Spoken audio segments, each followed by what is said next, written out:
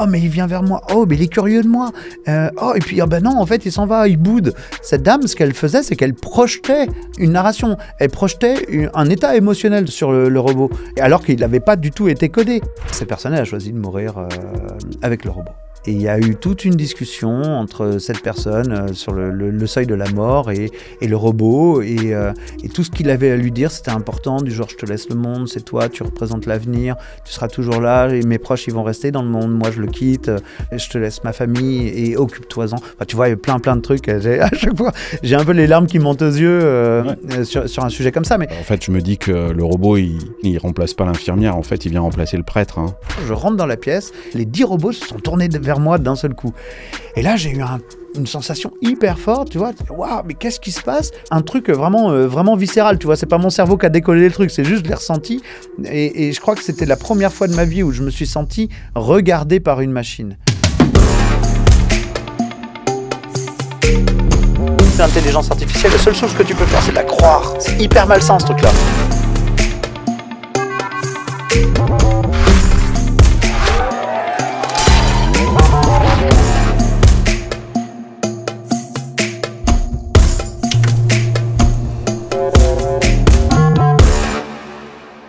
Avant de commencer cet épisode, je voulais prendre un petit moment pour te parler de notre partenaire Conto.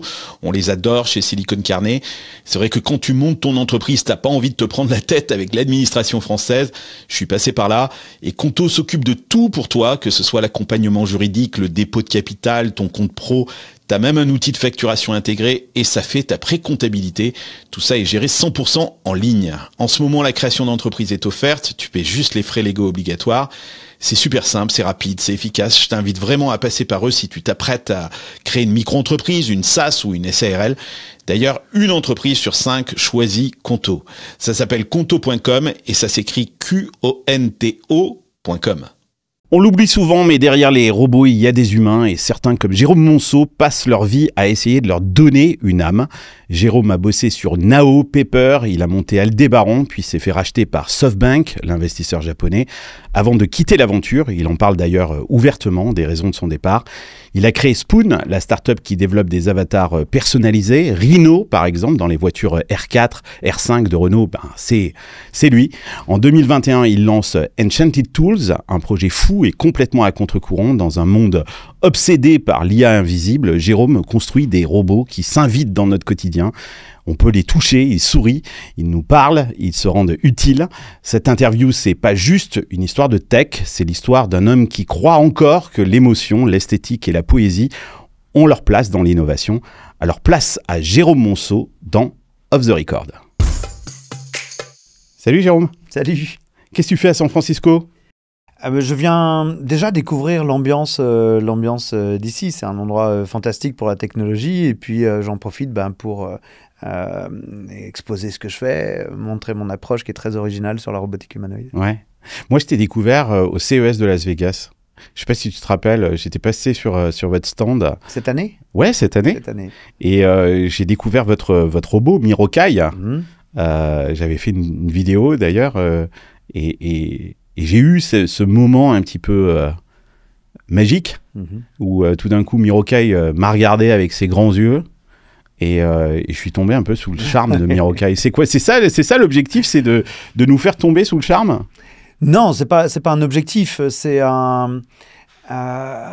J'essaie de bien faire des robots, tu vois, et il y a un truc qui est important dans la robotique humanoïde, c'est que ça peut pas être juste un pantin, c'est un personnage, et ce personnage, il doit chercher à exister, tu vois, et il y a un sujet que j'appelle l'apparence de vie qui est pour moi extrêmement important, et pendant des années avec Nao Paper, j'ai essayé de le faire sans vraiment y parvenir, et puis j'ai compris la formule magique, et donc du coup aujourd'hui c'est ce que je fais dans les robots, ils te regardent, et en fait ce qu'ils font au final, c'est qu'ils te donnent la sensation que tu existes à leurs yeux. Et ça, c'est vraiment un truc, une sensation qui est hyper forte. Alors, Mirokai, c'est un robot humanoïde, mais il ressemble pas à un humain. C'est quoi ? C'est une sorte... C'est plus proche de l'animal, ça veut rester un robot. C'est un extraterrestre. C'est un extraterrestre. C'est un extraterrestre. Alors, je t'explique un peu le truc. Ouais. Un robot humanoïde, c'est un personnage. Ouais. Et c'est un personnage qui est inventé par un humain, par des humains. Et les personnages qui sont inventés par des humains, ils viennent tous d'un seul et même endroit, des histoires. Ouais. Et donc je me suis dit, dans cette nouvelle expérience, entreprise, je vais commencer par l'histoire. Je vais essayer de dire qui sont ces personnages, d'où ils viennent, qu'est-ce qu'ils ont à nous apporter, qu'est-ce qu'on peut comprendre d'eux, etc. Alors c'est quoi l'histoire de Mirokai? L'histoire, il y a une planète lointaine, tu as tout un peuple qu'on appelle les Mirokai, dans lequel tu as, leur étoile s'appelle Miroko. C'est leur soleil, si tu veux. Et donc comme en France, dans le monde, tu as des gens qui s'appellent Sunny, donc les personnes du soleil. Là-bas, tu as 2 personnages qui s'appellent Miroka et Miroki, qui sont des jumeaux et qui vivent sur cette planète. Alors, sur cette planète, c'est pas tout à fait comme ici. Il y a une matière étrange qu'on appelle le myrium, et ils sont capables de voler sur la planète. Ils ont des pierres aussi qui sont chargées et qui influencent leur comportement. Et puis, un jour, ils ont découvert des portails anciens sur leur planète, laissés par une civilisation passée. Ouais. Et ils ont compris comment l'activer. Et un jour, ils se sont aperçus qu'en fait, ces portails, ils donnent accès au monde réel des humains. Et donc, en traversant ce portail, ils arrivent dans notre réalité. Alors, ils ne sont pas faits comme toi et moi de chair et d'os. Et donc, si nous, on va sur la Lune ou dans le fond des océans, il faut qu'on mette une combinaison. Et donc, le robot, à proprement parler, c'est leur combinaison. Ils viennent occuper le corps de ce robot pour exister sur Terre. Et on a fait ce corps de robot un peu à leur image, avec des oreilles de 20 cm de long, avec un petit visage, avec un petit museau qui avance, avec une boule qui leur permet d'être en équilibre. Et je tenais à ce que ça soit pas des personnages humains, parce que si tu fais des personnages humains ou des personnages que les gens connaissent, un chien, un chat, tu t'attends à un certain nombre de comportements, de compréhension, d'Umwelt pour les éthologues, c'est le terme qu'ils utilisent pour ça. Et souvent, ça t'amène à la déception. C'est il n'a pas compris que c'était une lumière artificielle. Il n'a pas compris que la situation, c'était ça, parce qu'un autre humain aurait compris. Mais là, un petit personnage qui débarque, que toi, tu connais pas et que tu as envie de découvrir, eh bien, du coup, tu es prêt à tout voir, à vivre une aventure avec lui, tu vois. Et cette histoire, elle sort d'où? Elle sort de ta tête? Elle sort de la tête de quelqu'un d'autre? Ouais, elle sort en partie de ma tête. C'est-à-dire, il y a un certain nombre de principes que j'avais en tête. Par exemple, le fait que ce soit des jumeaux, le fait que ce ne soit pas des humains, cette planète éloignée, le côté un peu extraterrestre. C'est une histoire que tu racontais à tes enfants, par exemple, ça? Ou c'est une histoire qui est complètement nouvelle? Non, c'est une histoire que j'ai construite... En comprenant, si tu veux, Nao, j'avais essayé de faire une histoire a posteriori, après avoir créé le robot, et ça marchait pas très bien. Et surtout, il y avait un sujet entre, comme le robot devient réel, et pourtant c'est un personnage de fiction, comment on ment pas aux gens? Tu vois, comment on leur raconte pas des salades sur qui ils sont, et donc du coup le côté narration et storytelling il s'est imposé à moi, et puis il fallait inventer ça, tu vois, comment on invente une espèce qui n'a jamais été sur Terre, tu vois, et donc il y a des principes qui viennent comme ça. Alors ce qui est intéressant de voir dans Mirokai et Miroki, donc les Mirokai, c'est que habituellement les robots ils sont projetés dans l'ère de la science-fiction, Star Trek, Star Wars, etc. Donc les univers, c'est des univers bétonnés, métallisés, l'espace. Non, là c'est très solarpunk. Eh oui, et donc moi, mon sujet, ça a été de prendre le robot et essayer de le projeter plutôt dans l'univers de la fantasy, ramener la notion d'enchantement, de magie. D'où Enchanted Tools, le nom de la Exactement, de la société. Enchanted Tools, ça vient de là. Et puis, pour moi, l'avenir, c'est la célébration de la diversité, la célébration de la nature, et je voulais que dans le design de ces personnages-là, on retrouve ça. Et je pense que ce peuple-là, les Mirokai de cette planète éloignée, je les ai voulus comme ayant résolu les grands challenges qui sont face à nous. Tu sais que nous, on est en train de brûler notre planète, on n'arrive pas à s'entendre, on se tape dessus, enfin, c'est toujours la même histoire, et ça peut avoir des conséquences dramatiques sur notre civilisation. Eh bien, si on a inventé un petit personnage qui peut venir nous voir dans la réalité, et qui, lui, aurait passé ce cap, ouais. Alors, on veut comprendre d'où tu viens, pas juste sur le plan pro, on va revenir un petit peu en arrière et essayer de redécouvrir quel a été ce parcours qui t'a amené aujourd'hui à fabriquer des robots. Ça te vient d'où cette passion pour les robots? T'as grandi avec Pinocchio, parce que quand je t'entendais parler, j'ai l'impression que c'est un Pinocchio qui s'est transformé en Gepetto, quoi. Ouais. Alors souvent les gens me parlent de Gepetto, effectivement, et je t'avoue que j'aime bien en fait cette idée-là, parce que Gepetto il fabrique des jouets. Ou Frankenstein, hein. Ah ouais, ça pourrait être Frankenstein. C'est mieux que Frankenstein, ouais, c'est ça. J'aime bien ça et en fait tout gamin j'avais un père ultra bricoleur, inventeur de génie avec mes yeux de gamin de 10 ans qui le regarde comme ça. Géo trouve tout. Ouais et il inventait plein de trucs et du coup moi ça me donnait envie et j'ai bricolé tout un tas de choses avec lui et notamment un jour un robot humanoïde fait en Lego et je lui ai demandé de mettre des moteurs dedans et bon on a essayé de faire des plans et il a été contributif mais au final c'était quand même un petit peu dur. Ça marchait pas. À 10 ans de faire un robot humanoïde. T'avais 10 ans à l'époque. Très bien ouais. Et puis après, j'ai gardé un goût très très fort pour la technologie, mais je fais aussi pas mal de choses. Tu sais, j'ai fait beaucoup de musique adolescent. Je pensais que ma carrière, ça serait la musique, la batterie en l'occurrence. Ouais, j'ai vu que tu avais fait une école de batterie. Ouais, j'ai fait Dante Agostini, j'ai suivi le cursus à vraiment travailler la batterie correctement. Et puis après... Il te vient de ça, ce côté un peu poète, quoi, artiste, quoi. Je sais pas trop, en tout cas la volonté de partager, ça c'est clair, et partager avec les autres musiciens qui sont sur scène, un peu comme dans une équipe quand tu travailles tous ensemble, comment on improvise ensemble, comment on invente quelque chose, comment ce qu'on va faire, c'est plus grand que ce qu'on aurait fait tout seul. Tu vois, ça c'est un truc qui me plaît beaucoup, qui drive vraiment mon parcours. Et puis, c'est aussi la reconnaissance du geste expert, c'est-à-dire j'apprends à faire quelque chose, je le répète, je m'entraîne, tu vois, cette espèce de goût du travail, de ne pas avoir peur de la répétition de l'échec, et puis reprendre, apprendre, faire lentement, recommencer, tout ça. C'est un truc qui est dans l'apprentissage de l'instrument et dans plein de disciplines, le dessin, tout ça, et que j'essaie de transporter dans mon métier. Ces robots, c'est quoi? C'est des instruments de musique, en fait, pour toi?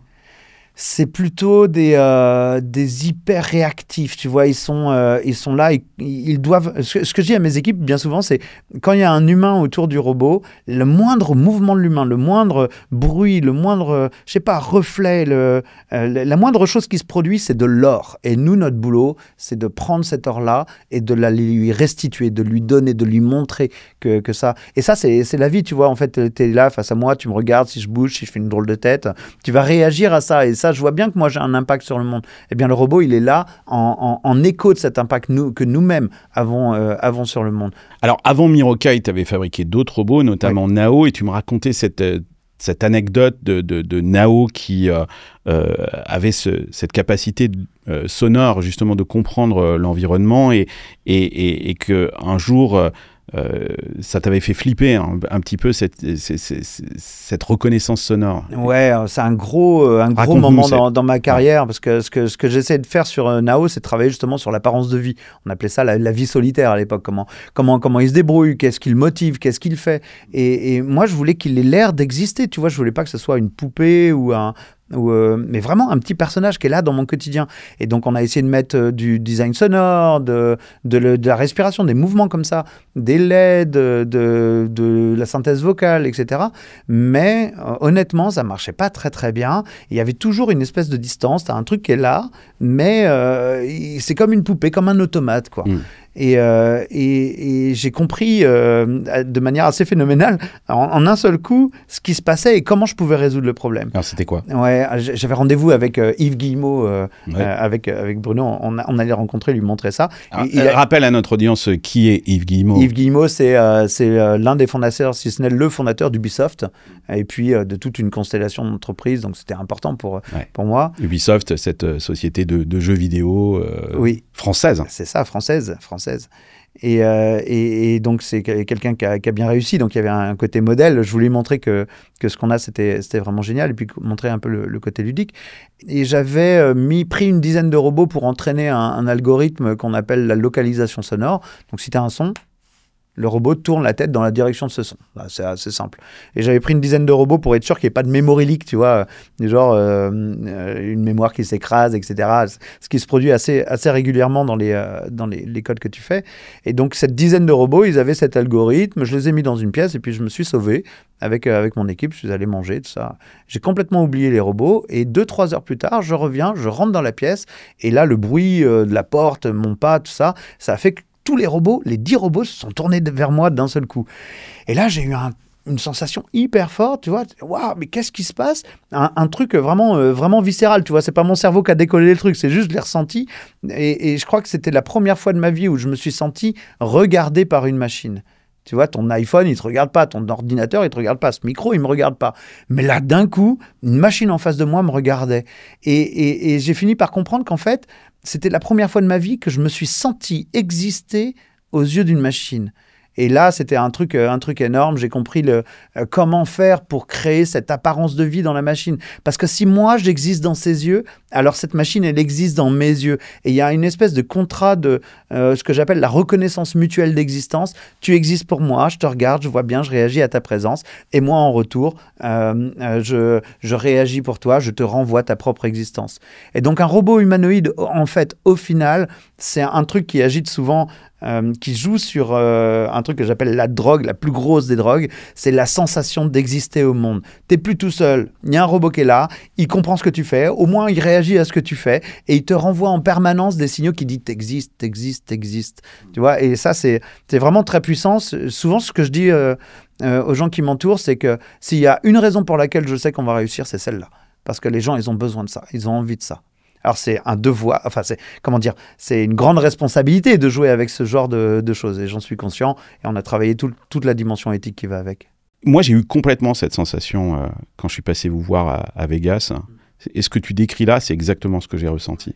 C'est-à-dire que j'étais venu faire une petite vidéo sympathique et puis tout d'un coup, Mirokai a compris que j'étais là. Il t'a regardé. On était en train de parler. Et cet être, je ne sais même pas comment le définir, se met à me regarder. Et là, j'ai compris que j'ai existé dans ses yeux. Et ça m'a créé un moment effectivement, exactement ce que tu décris là, un moment de doute à me dire, en fait, on n'est pas deux, on est trois là. Ouais, j'ai une anecdote là-dessus, si tu veux. Quand j'ai sorti le robot la toute première fois, Miroki, donc c'était en 2022. Tu sais que Miroki, on l'a développé en 12 mois, ce qui a été un challenge dingue à relever. On va y revenir. Une aventure exceptionnelle. Et donc, je le ramène au CES, mais on n'était pas encore prêt pour aller vraiment sur les stands. On ne savait même pas si on allait vraiment être prêt au final, et on l'a été. Et on a loué une chambre d'hôtel et on a fait venir plein de journalistes. Et dans ces journalistes, il y avait un journaliste, je crois que c'était M6, qui est venu et qui s'est retrouvé face au robot. Et il a été complètement subjugué par le fait que le personnage est là, il le regarde, il s'interroge sur ce qu'il fait, etc. Il n'a pas réussi à filmer. Enfin, il a filmé, mais il a fait que des bêtises. Il a oublié son truc. Je le voyais, il regardait le robot comme ça. Il avait l'impression de rencontrer un alien, vraiment, tu vois. Et ça m'a montré que j'étais bien parti et que ça allait marcher. Mais au final, j'ai pas eu ma vidéo. Il y a un philosophe pas très connu qui s'appelle Gunther Anders qui disait que l'être humain adore inventer, innover, lancer des technologies sans vraiment avoir conscience de l'impact de ces technologies a priori. Et il y a le moment Eureka, mais il y a aussi le moment Oups. Et il parle d'une sorte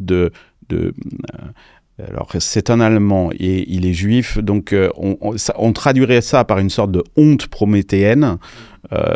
Peut-être qu'on parlerait plus de culpabilité prométhéenne, mais c'est-à-dire de se dire, et tu l'as dit un petit peu tout à l'heure, c'est se dire, ça vient avec une énorme responsabilité. Donc tu vois, cette responsabilité, tu la mets a priori, mais souvent, pour innover, on gère cette responsabilité a posteriori, avec une forme de culpabilité. Est-ce que, justement, face à ces anecdotes, des fois, tu t'es dit, est-ce que je ne suis pas allé un peu trop loin, là ? Est-ce qu'on n'est pas en train d'aller un peu trop loin ? Ouais, il y a deux dimensions à cette question. Tu connais Étienne Klein, bien sûr. Qui dit souvent que... Je suis fan. Qui dit que c'est... Moi aussi, je suis un énorme fan. C'est un physicien, Étienne Klein, mais aussi un philosophe. Oui, bien sûr. Et qui parle beaucoup, notamment, de la notion de progrès qu'on a un petit peu oublié en France. Le progrès, il parle de la connaissance, de l'épistémologie. Ouais. Et donc, il nous rappelle que c'est extrêmement difficile de savoir ce que fait ce qu'on fait. On sait bien ce qu'on fabrique et la manière dont on le fait, mais ce que porter à l'échelle de la société, quand la société commence à s'emparer elle-même de la technologie et peut-être de la détourner de son usage initial, eh bien qu'est-ce que ça fait au final de la société? Et c'est pas forcément que des choses qu'on a voulu ou imaginé. Tu vois ce qu'Internet est devenu versus les premières nucléaire, ou le nucléaire, la téléphonie, les réseaux sociaux, tout ça, c'est forcément ça dépasse son inventeur à un moment. Ce qu'on peut faire en tant tant qu'inventeur, c'est de donner des principes fondamentaux à la manière dont on va créer cette technologie-là. Lui donner un biais, si tu veux, d'une certaine façon, pour orienter vers quelque chose. Je parle de célébration de la diversité, célébration de la nature, le fait de l'avoir encodé dans le design de la machine, dans le nom de la société. Dans l'histoire initiale. Dans l'histoire initiale, c'est une façon pour moi, si tu veux, de créer un angle d'attaque. Et ce que j'ai fait aussi, c'est en sortant d'Aldébaran, on a organisé une thèse CIFRE en philosophie avec l'UTC Compiègne. Julien de Sanctis est venu pendant 3 ans dans ma société réfléchir à ce que c'est qu'une altérité synthétique. On avait compris qu'on était au pied d'un truc hyper important, où il y a un switch dans un changement de paradigme dans la nature de ce qu'est la technologie. D'un côté, tu as l'outil pur, le marteau, tu le prends, il fait un truc pour toi, c'est clair, la fonction est bien désignée, l'ordinateur c'est pareil. Et puis là, le switch, c'est l'acquisition de cette nature d'altérité dans la machine. Elle devient quelqu'un. Elle était quelque chose, elle devient quelqu'un. Elle devient surtout autonome, parce qu'à l'inverse du marteau, le marteau, on l'a encore dans la main. Elle devient autonome, ouais. Elle devient autonome, elle te parle, elle te dit « je suis content d'être là ». Tu vois, quand tu parles à ChatGPT, à Gemini ou quoi que ce soit, il te parle comme un humain. C'est donc une altérité. Oui, vois. Et c'est ce qui est dingue. D'ailleurs, Sam Altman a dit « arrêtez de dire merci à ChatGPT, parce qu'en fait, ça me coûte une fortune en électricité chaque fois que moi, je peux pas l'entendre. Ça, c'est un point de vue d'un hyper rationnel qui ne comprend pas que dans notre façon de s'adresser à une altérité, on engage notre propre moralité, notre propre éthique. Et donc moi, si je te vois, je suis poli avec toi et je veux que dans toutes mes relations avec les altérités, même avec un chat, à chaque fois que je vois les chats, je lui fais sentir ma main. Il y a un petit protocole de salut, comment ça va, tu vois. Et je pense qu'avec les IA, il faut s'entraîner nous-mêmes. C'est pas le sujet des IA. Je comprends que ça a un impact en termes d'énergie, mais le sujet, c'est nous. C'est-à-dire que comment toi, tu t'adresses à quelqu'un. Si tu t'habitues trop à parler à des IA en étant, je sais pas moi, vulgaire, insultant, utilitarisant vis-à-vis de ces IA, peut-être comme que un esclave. Tu es en train de te changer toi-même et que ton rapport aux autres humains va changer. Et ça, c'est le truc dont il faut se méfier selon moi. La Silicon Valley, elle manque un peu de moralité à tes yeux, justement? Je peux pas généraliser parce qu'il y a plein de gens, et puis là on est en Californie, quoi. C'est un bastion de belles valeurs, quoi. Donc non, je dirais pas ça. Mais certains tombent dans un biais d'hyper-rationalité, ils en oublient ce qu'ils sont en train de faire. Raconte-nous cette anecdote de cette femme qui était persuadée que Nao la voyait et l'aimait bien. Et c'est pour ça que Nao interagissait avec elle plus qu'avec quelqu'un d'autre. Ouais, cette anecdote, c'est une des raisons qui m'a fait comprendre, au-delà de plein de choses, mais qui m'a fait comprendre que dans la robotique humanoïde, il y a vraiment un truc qui est phénoménal. Un robot humanoïde, quand tu y penses, c'est un téléphone portable avec quelques moteurs et puis une forme relativement adaptée. Donc, globalement, c'est un téléphone portable, tu projettes pas tant que ça dessus. Tu projettes sur ce que tu vois, sur tes réseaux sociaux, sur les gens avec qui tu parles, mais tu projettes pas sur le téléphone lui-même. Et là, un jour, il y avait Nao qui était en train de marcher un peu à un endroit, et puis il y avait cette femme qui découvrait ça, et puis elle regarde le robot, et puis le robot, il vient... Alors moi, je suis le codeur, et je sais très bien ce que le robot est en train de faire. Il est en train d'exécuter mes lignes de code à l'époque. Surtout qu'on n'était pas en proba, c'était rule-based, tu vois, chaque truc qu'il faisait, c'est un truc que j'avais codé, quoi. Et donc elle dit, oh, mais il vient vers moi, oh, mais il est curieux de moi, oh, et puis, non, en fait, il s'en va, il boude. Et moi, je savais très bien que c'était if, machin, then, do that. Il n'y avait pas de boudage, il n'y avait pas de... Il n'y avait pas de conscience. Il n'y avait pas de conscience, il n'y avait pas de truc comme ça. Mais ce qui était assez spectaculaire de voir, c'est que cette dame, ce qu'elle faisait, c'est qu'elle projetait une narration. Elle projetait un état émotionnel sur le robot. Et alors qu'il n'avait pas du tout été codé. Et ça m'a permis d'aller fouiller 2-3 trucs. Il y a des robots fameux comme, je ne sais pas si tu connais les robots de Peter Gray Walters. Non. Alors, Peter Gray Walters, c'est un des inventeurs de la cybernétique. Je me demande s'il n'était pas en Californie, je pense que oui. Il travaillait sur des robots, c'est des differential drive. Donc, en gros, il y a 2 moteurs avec des cellules photosensibles. Et ces cellules photosensibles, elles vont tourner le robot dans la direction de la lumière ou au contraire, le tourner dans la direction opposée de la lumière. Et tu peux régler un peu entre les deux. Et donc, quand tu mets un robot comme ça dans l'environnement, tu le vois se balader au gré pour essayer d'aller trouver son point d'équilibre dans la lumière. Et Et pour peu que la lumière change, eh bien du coup le robot il va se déplacer dans la pièce. Et ce que j'ai adoré avec ce principe-là, c'est que quand tu as un robot qui est comme ça dans l'environnement et que tu te rapproches de lui, eh bien toi-même, tu es en train de modifier les conditions d'équilibre lumineuses qui ont fait que le robot était là. Donc du coup, il va soit se rapprocher de toi, soit s'éloigner de toi. Et donc ça te donne une sensation de vie. Tu as eu un impact sur le système. Tu projettes une histoire. Il m'aime pas, il veut se cacher, il est timide, c'est le matin, il est tôt, il n'est pas réveillé, etc. Alors qu'en fait, c'est que de la physique. Alors qu'en fait, c'est que des lignes de code bêtes et méchantes, hyper réactives. Dans la Silicon Valley, on a l'habitude de dire que le temps, c'est de l'argent. Et pourtant, en France, il y a encore des milliers de dirigeants de petites entreprises qui continuent de perdre des heures chaque mois pour faire leur paie, gérer les congés ou récupérer toutes les notes de frais de leurs collaborateurs. C'est pour ça que je voulais vous parler de Payfit. Payfit, c'est la solution française de gestion de la paie et des ressources humaines. En moins de 2 heures, tu peux faire la première paye. Tout le reste suit, déclaration sociale, gestion du personnel, RH, tout est centralisé, automatisé et sécurisé.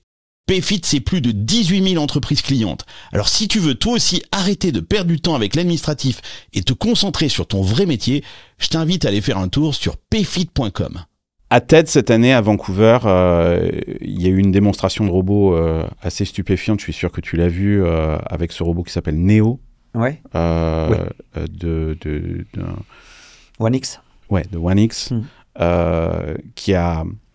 qui vit dans notre quotidien. Et ce qu'explique le fondateur de One X, c'est il faut absolument, et c'est ce que tu fais, faire sortir les robots des usines. Parce qu'en fait, dans les usines, ils n'apprennent rien. Leur courbe d'apprentissage s'aplatit très rapidement. Et en les faisant rentrer dans notre quotidien, à la maison par exemple, tout d'un coup, ils se mettent à apprendre beaucoup de choses de nous, puisqu'il lui dit qu'il y a une intelligence artificielle derrière. Quand j'ai vu cette vidéo, et je la montrerai pendant notre interview, je me suis posé la question du fake it until you make it, parce qu'il y a ce moment où ce robot essaye de déposer l'arrosoir sur une étagère, et puis on voit que ça marche pas très bien, et qu'il arrive à s'en sortir lui-même en utilisant sa deuxième main. C'est téléopéré, ce truc ou One X, ils sont forts en téléopération. Et moi, je l'ai toujours vu en téléopération. Donc là, en l'occurrence, déposer... la téléopération, c'est dur, hein, quand tu manipules le robot et que tu es à distance. Donc la téléopération, ça veut dire qu'il y a un humain derrière un écran avec un joystick qui reprend la main sur les mouvements du robot. C'est ça. Et même quand tu essaies de le faire et que tu as le contrôle parfait du robot et que tu essaies de prendre un objet, c'est difficile, quoi, mine de rien, d'utiliser correctement le robot. C'est quoi, c'est un nouveau métier, ça, d'ailleurs, téléopérateur de robot?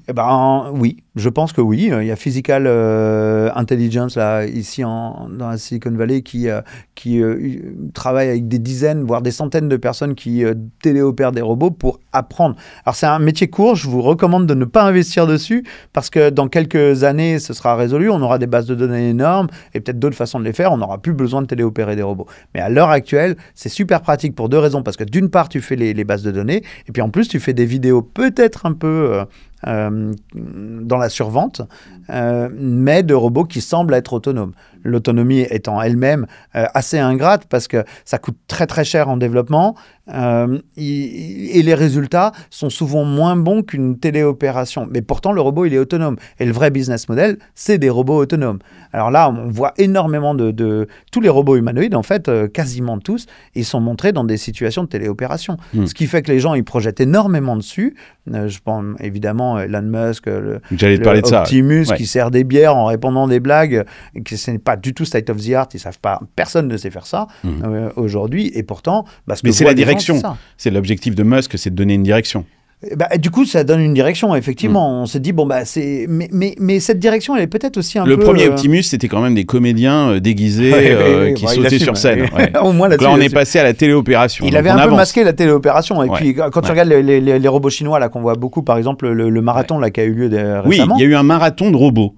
Un semi-marathon. Tu as des mecs qui téléopèrent quand même. Je veux dire, le robot, il court pas tout seul, il est relevé par des gens, il y a une télécommande derrière. Enfin, c'est pas des robots autonomes. L'autonomie, avis, c'est un vrai challenge. On n'y est pas. On n'y est pas. Et puis surtout, le truc qui est dangereux dans ce que fait Musk, en donnant cette direction, c'est peut-être pas du tout la bonne direction. C'est-à-dire, est-ce qu'on a vraiment envie que le robot se comporte comme ça, ou est-ce qu'il y a des façons de faire qui seraient un peu différentes, beaucoup plus adaptées à notre quotidien et à notre façon de vivre? Est-ce que nécessairement le robot, il doit avoir ça, ou est-ce qu'il y a des codes à installer dans la manière dont on interagit avec un robot humanoïde?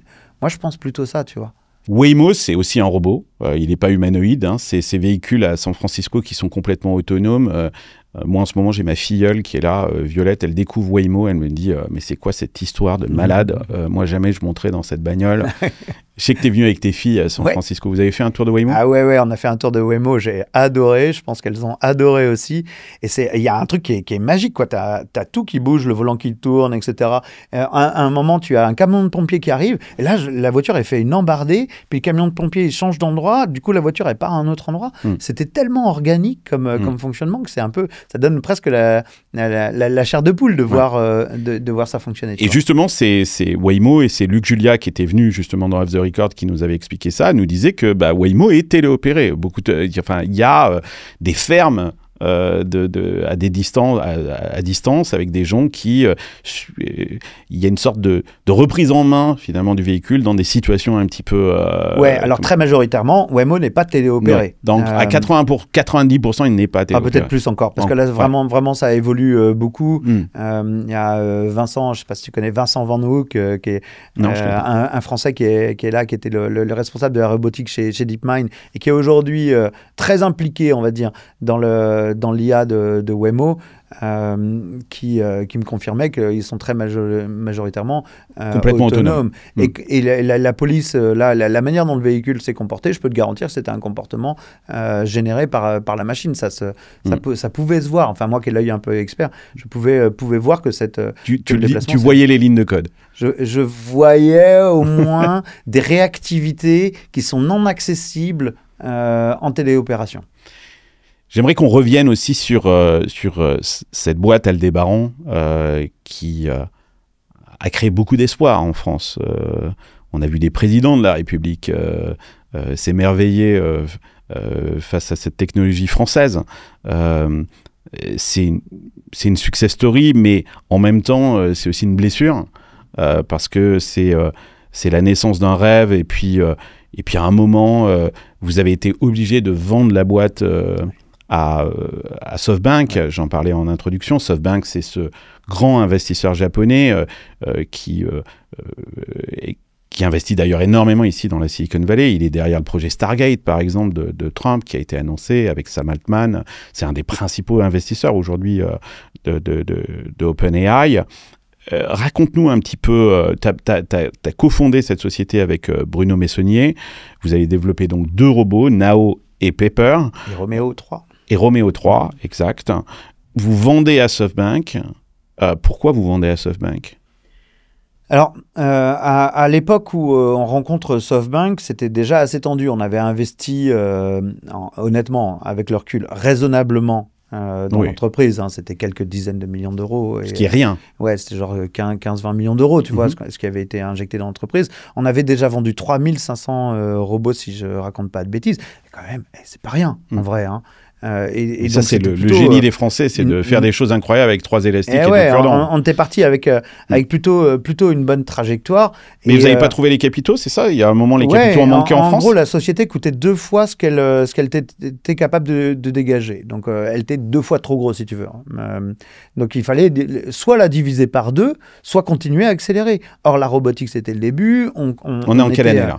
Là, on est en 2010-11. Ouais, je dirais ça. Tout début de la French Tech. Le French Tech va démarrer en 2012-2013. C'est presque avant, quoi. Ouais, il y a déjà des choses qui se passent dans le Marais, notamment. Il y a Agoranov qui est là, qui nous accompagne. Et puis, voilà. Et puis, on a quand même eu des fonds qui étaient là pour l'amorçage et pour le développement, la série A, etc.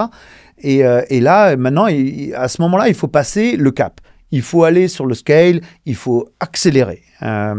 Et donc, ça veut dire injecter du capital. Injecter du cash. Et donc, typiquement, 50 millions d'euros. C'était l'ordre de grandeur de ce qu'il fallait à l'époque.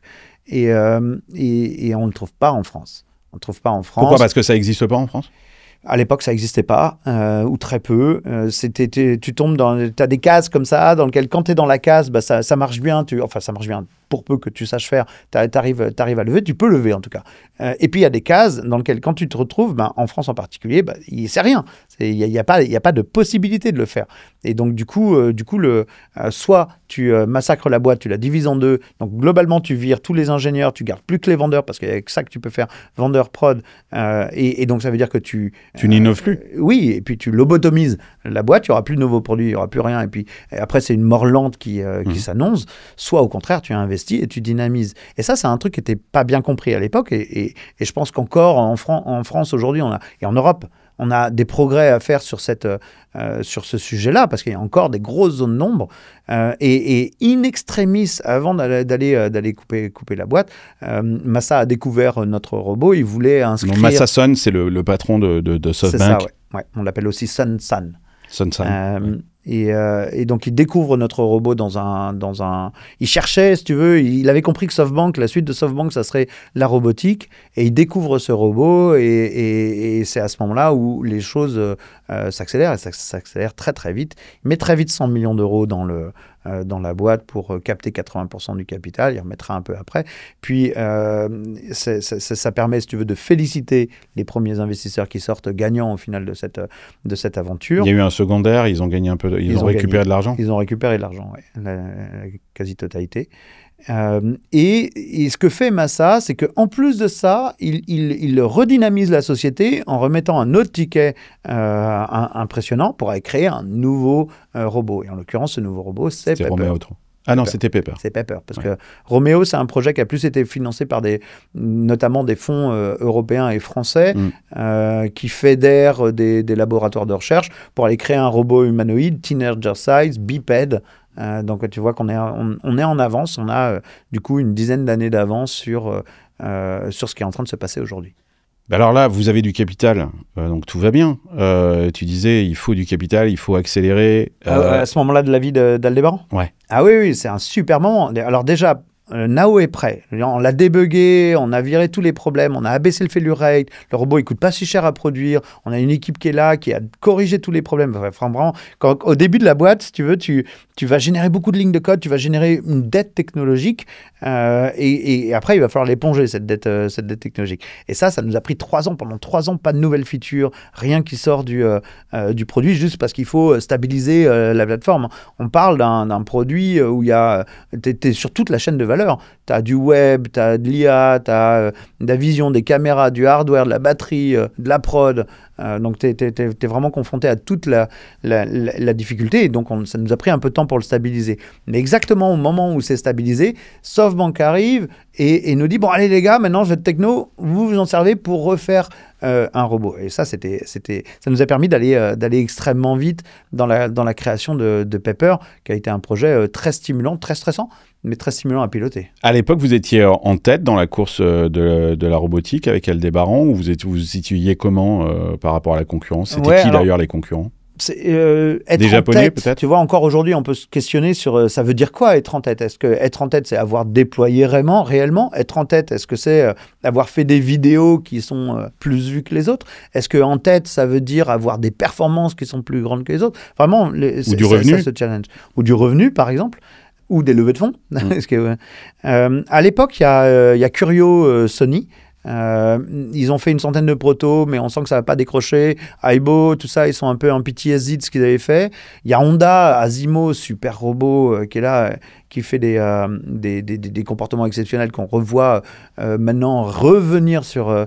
comme des robots qui courent, de la manipulation d'objets, de la saisie automatique d'objets. Les Américains sont pas encore là, non, les Boston Robotics et tout ça. Non, ils sont pas encore là à l'époque.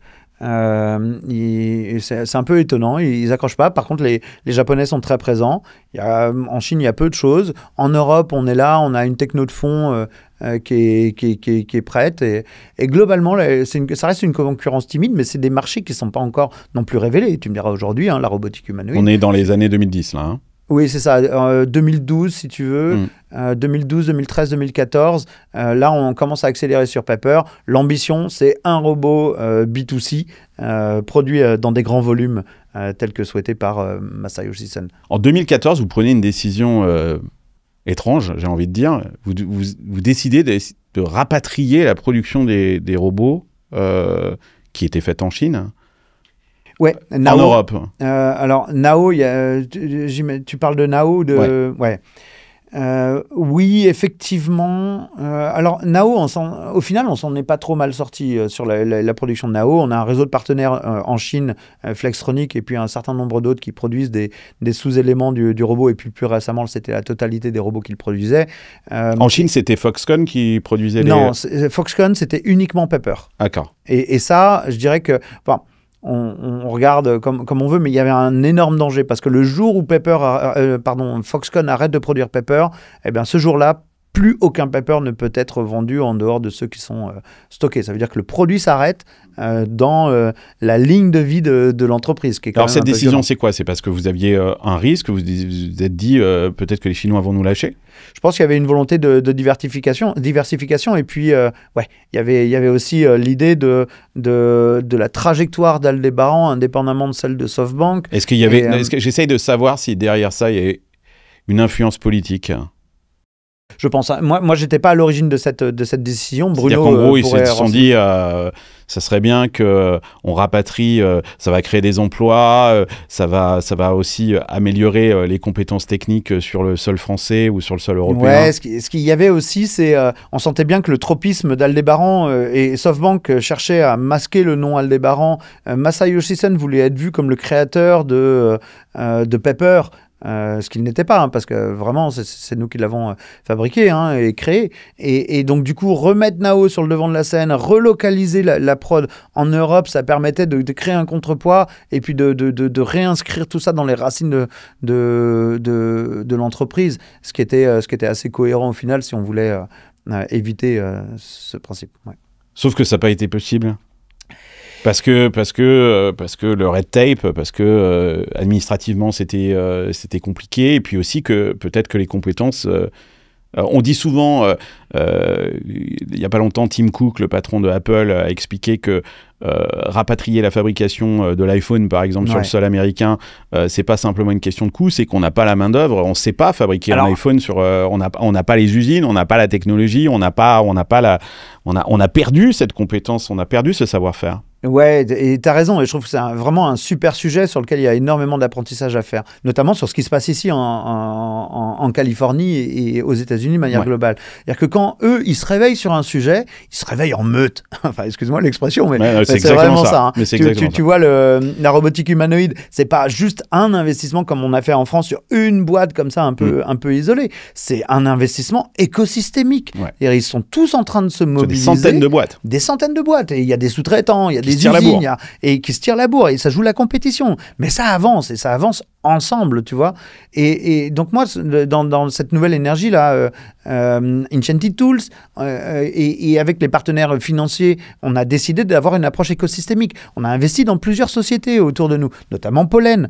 Pollen qui vient d'être racheté par Hugging Face. Donc Pollen qui fait toujours d'ailleurs des robots humanoïdes open source, compatibles avec l'ADN d'Hugging Face. Hugging Face reconnaît ce savoir-faire et achète la boîte en l'occurrence. On en a d'autres autour de nous. On a Orthopus dans lequel on a investi. Et puis il y a d'autres sociétés qu'on fait vivre. Nous, donc là, l'idée, c'est de créer un écosystème basé en Europe et particulièrement en France pour être capable d'être autonome à la fois des Chinois et des Américains. C'est ça, de faire vivre un écosystème. Tu peux pas t'en sortir tout seul. Tu as besoin qu'il y ait des gens qui se polarisent dessus. Dans les robots, tu as des plastiques bizarres, tu as des techniques de production étonnantes, tu as des cartes électroniques, tu as besoin de faire des moteurs, tu as besoin de faire des motoréducteurs, tu as besoin de traiter de l'acier d'une manière un peu particulière. Et ça, c'est des savoir-faire qu'on n'a pas nécessairement en France. Et moi, ce que je voudrais, c'est que au-delà de l'initiative que je suis en train d'entreprendre avec cet investissement écosystémique, eh bien qu'on soit soutenu par les infrastructures françaises ou européennes. Tu vois, la BPI aujourd'hui, quand elle investit, et c'est super cool, c'est un super instrument, mais elle investit boîte par boîte. Et quelle est la stratégie écosystémique déployée par notre gouvernement dans les sujets stratégiques? Quelles sont les stratégies écosystémiques développées à l'échelle de l'Europe? Qu'est-ce qu'on veut faire? Ouais. Tu vois? Ouais. Ce qu'on veut faire, c'est essayer d'être meilleur que les Allemands. Et essayer de ne pas se faire doubler par les Allemands. Ouais. Chez Aldébaran, malgré ça, à un moment, tu décides de claquer la porte. Pourquoi? D'ailleurs, ils en sont où, Aldébaran, aujourd'hui? Ça existe encore? Là, c'est liquidé. Là, c'est la fin. La fin de la fin. C'est rude à voir, hein, mais... En gros. C'est une blessure pour toi, ça, ce départ? Ouais, c'est une blessure et puis en même temps, c'est aussi un fuel parce que je sais ce que je veux faire. Si tu veux, à ce moment-là, on est en 2015 à peu près, je sais ce que je veux faire. L'apparence de vie, c'est clair. Ils ont tripé, excuse-moi, Massa, il a tripé quand il s'est dit que Pepper, ça allait être un robot B2C. C'était pas prêt. Moi, ce que je leur disais à l'époque, c'est si vous ne l'utilisez pas vous-même, n'allez pas imaginer que des utilisateurs vont le faire. Ce robot n'a pas de raison d'être dans votre environnement domestique, n'allez pas imaginer que d'autres puissent les acheter dans les quantités que vous envisagez. Et donc Pepper, c'est une super étape. Vraiment, Massa, il est audacieux, il y va, il appuie sur le bouton. Et il a le checké. Pardon? Et il a le checké. Et en plus, il a une puissance financière considérable. Mais surtout... Alors pourquoi tu t'en vas? C'est à cause de ça? Si tu veux, ce que je ressens, c'est que ils n'ont pas compris que Pepper, c'était pas une finalité, mais une étape. Pour moi, il faut refaire Pepper. Alors, c'est lourd, hein, quand tu viens de piloter un projet qui a coûté une centaine de millions d'euros à développer et que tu dis, à la fin du projet, il faut le refaire. C'est un peu difficile à entendre, notamment pour SoftBank qui est au final un telco et qui sait bien scaler les choses mais pas forcément développer des produits. Et dans mon pack d'actionnaires, si tu veux, il y a ce fameux Big Now, certains se reconnaîtront là-dedans, et c'est bien ça qu'on doit aller réaliser. Je sais que c'est ça qu'il faut faire. Et donc moi je veux repartir sur la base de ces nouveaux principes que j'ai découverts en me confrontant un peu au personnage de narration, à l'interaction animale, donc la reconnaissance mutuelle d'existence, et tous ces principes-là, et l'IA aussi, on a compris comment aller utiliser l'IA. Parce qu'à ce stade-là, il n'y avait pas encore d'IA à l'intérieur de ce robot-là. Il y avait des chatbots. Ouais. Et surtout, on avait projeté un peu dans tout. Ce que j'ai compris à ce moment-là, c'est qu'il fallait un espace unique de représentation. Et que le meilleur espace de représentation unique de l'ensemble des informations captées par le robot, c'est le mot. Et donc ça, j'ai compris le langage. À ce moment-là, je voulais créer un grand traducteur. Et au final, tu vois, le monde me l'a offert sur un plateau en 2022-2023 avec l'arrivée des IA génératives. C'est exactement ce que je voulais développer. Et là, je n'ai pas eu besoin de le développer. Donc c'est vraiment une grosse révolution pour la robotique humanoïde. Bon, alors tu veux pas le dire, mais moi je vais te dire à ta place. C'est en gros, tu claques la porte de Aldébaran parce que tu sais que tu vas pas pouvoir réaliser ça chez Aldébaran et que donc il va falloir que tu reprennes le contrôle. Ouais, il faut repartir à zéro, il faut recommencer, il faut. Mais repartir à zéro, et quand on voit l'argent que ça représente. Tu pars et tu pars pas avec la caisse, quoi. Tu repars à zéro, quoi. Mais c'est pas moi qui fais les règles de la physique. Je veux dire, si les moteurs ils sont pas appropriés et qu'il faut refaire des moteurs pour pouvoir faire des robots corrects, il faut refaire des moteurs. Je veux dire, c'est la réalité. Si il faut centrer l'IA sur le langage pour pouvoir faire en sorte que des robots humanoïdes, c'est ce qu'il faut faire. Je veux dire, je vais pas essayer de faire un autre truc que ce qu'il faut faire. C'est une réalité. Oui, ça coûte cher. C'est une conséquence du développement de machines autonomes. Mais attends, on parle de robots humanoïdes. Ces robots humanoïdes, ils ont un impact potentiel sur la totalité du marché du travail.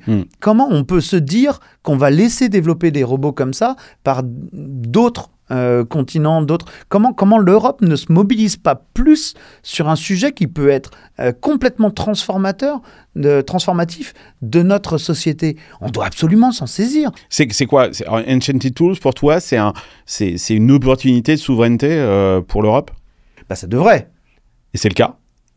Vous avez levé combien d'argent? Là, aujourd'hui, on a levé 25 millions d'euros. Que dalle!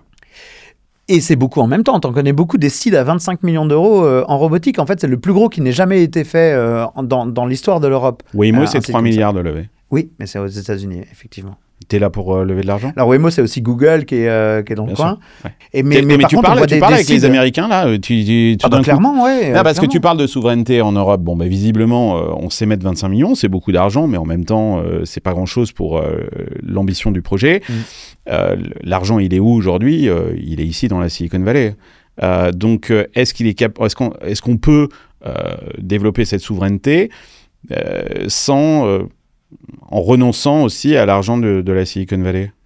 C'est une excellente question. Et alors, moi, j'ai résolu le problème en me disant, je sais ce que je veux faire. Je veux réussir à amener ces robots. Ces robots, ils sont fondés sur des valeurs européennes. Ils sont fondés sur des racines européennes. C'est quoi les valeurs européennes? C'est l'éthique.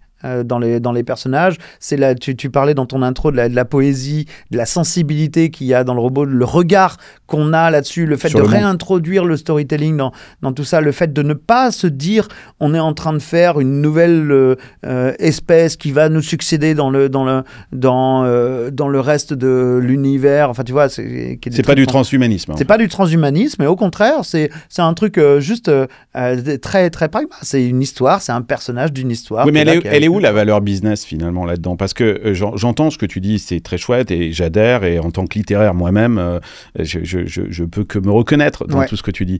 Mais il y a une forme de pragmatisme américain, et qu'aujourd'hui les robots, et dans le narratif qu'on a aujourd'hui des robots ici aux États-Unis, il y a un vrai enjeu de productivisme.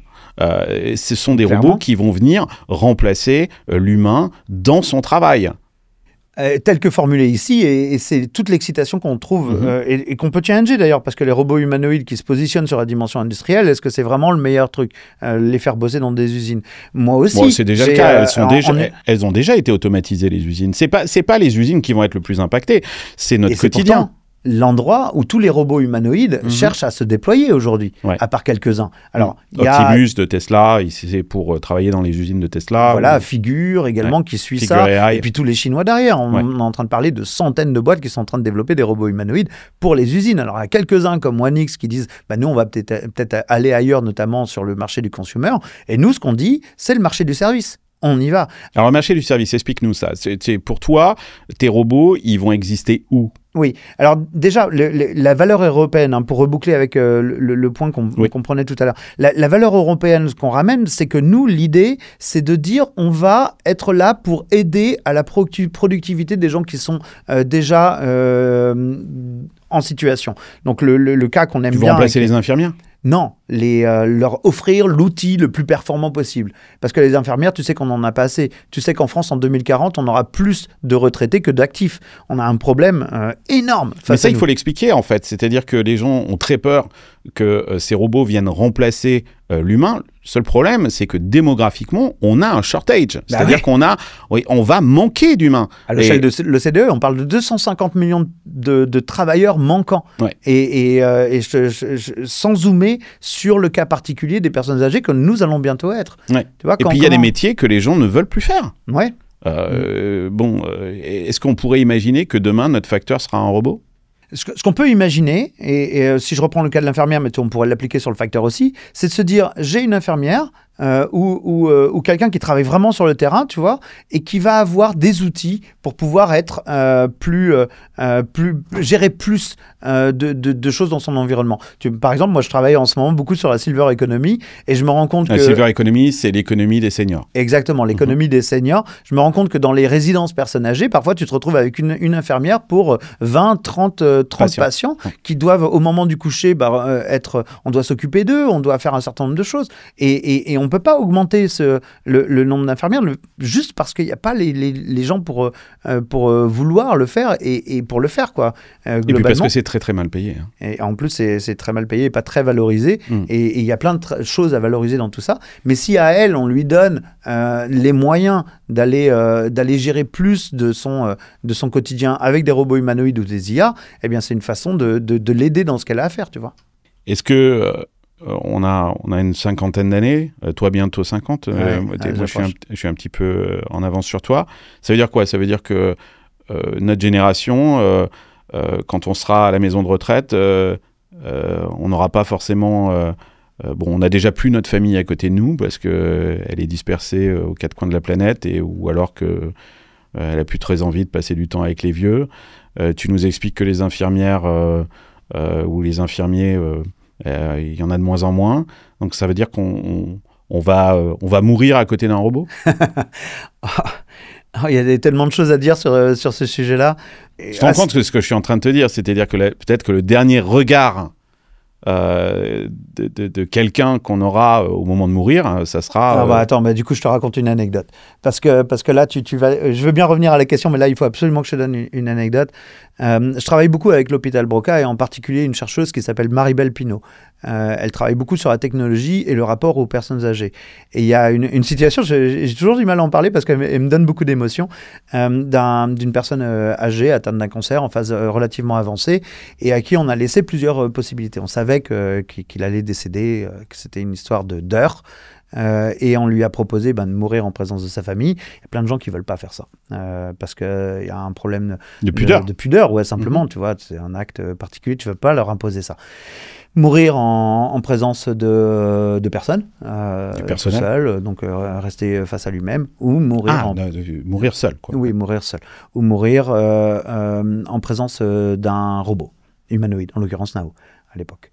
Et cette personne, elle a choisi de mourir avec le robot.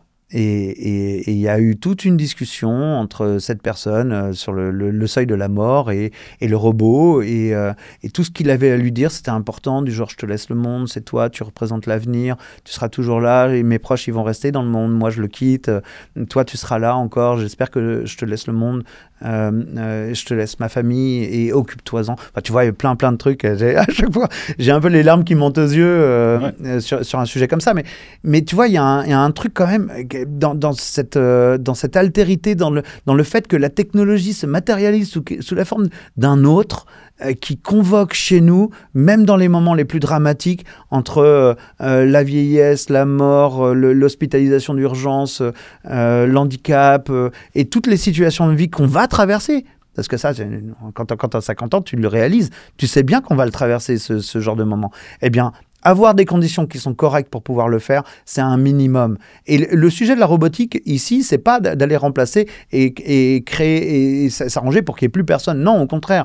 C'est plutôt de créer des moments de vie, de recréer des moments de partage. On voit bien que les robots attirent, par exemple, les jeunes un peu plus. Si on peut réussir à créer du lien dans des familles, dans des situations, créer des moments de vie, parce que le robot, il a, je sais pas, il raconte un bout de son histoire, où il vit un truc, où il est émerveillé de voir pour la première fois un ballon de baudruche, j'en sais rien, dans une maison de retraite. Eh ben, c'est un bon truc à ramener, parce que ça va leur donner de l'énergie à tout le monde, et ça va leur donner des raisons de trouver de l'intérêt dans le monde, tu vois.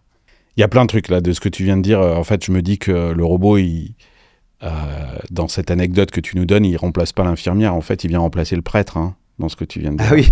À l'époque, à la fin là. À l'époque, la dernière personne qu'on voyait avant de mourir, c'était un prêtre, parce qu'on allait, on allait confesser avant de mourir. Et donc là, on peut se poser des questions sur justement ce départ et ce que le robot vient remplacer là, c'est ce moment de confession quelque part sur sa vie. Ce que je trouve très intéressant aussi dans ce que tu racontes, c'est et c'est pour ça que je comprends que la Gen AI soit vachement intéressante pour toi, c'est que on comprend que le robot c'est presque comme un enfant, il est en apprentissage. Donc quelque part, ces personnes âgées reprennent du sens aussi, parce qu'ils ont peut-être le sentiment d'entraîner et d'apprendre quelque chose et de transmettre quelque chose au robot, parce qu'ils se disent ouais, voilà, je vois un ballon de baudruche pour la première fois, le robot, c'est la première fois qu'il le voit, et moi, personne âgée, je ne suis pas simplement en train de recevoir quelque chose, je suis aussi en train de donner quelque chose à ce robot et de le rendre plus intelligent et de lui apprendre quelque chose de nouveau. Alors, on vit des scènes qui sont fantastiques. On parle beaucoup de personnes âgées, mais c'est vrai aussi pour les gens qui nous regardent, ils vont nous dire on est complètement tarés ici dans la Silicon Valley. Les mecs veulent nous remplacer par des robots.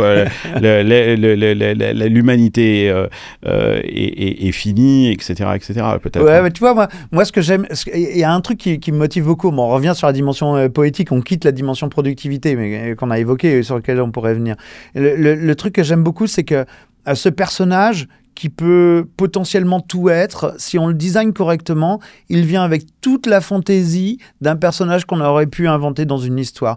Il devient curieux d'une table, curieux des gens, heureux de te rencontrer. Il peut venir avec tout ça et de pouvoir recréer cet émerveillement au sein de lieux comme une maison de retraite où parfois il y en a besoin, ou dans des quotidiens même de travailleurs où c'est un peu compliqué parce que tu as trop de trucs à gérer et que la journée s'est pas bien passée et qu'il y a eu je ne sais quoi. Un petit personnage qui est comme un animal, tu vois, mais les chiens sont pas autorisés dans des univers comme ça, on le saurait, eh bien, qui vient avec cette narration et puis ce design, parce qu'on parle de comme un dessin animé, on l'a créé un peu dans cet esprit-là, réinjecter du merveilleux et des sentiments positifs dans le quotidien des travailleurs et des patients, eh ben, je trouve que c'est un bon truc. Si je peux faire ça, je serais fier. On fera le reproche de l'anthropomorphisme quelque part là-dedans, c'est-à-dire de cette proximité trop forte en fait finalement avec des codes qui étaient jusqu'à présent réservés aux humains.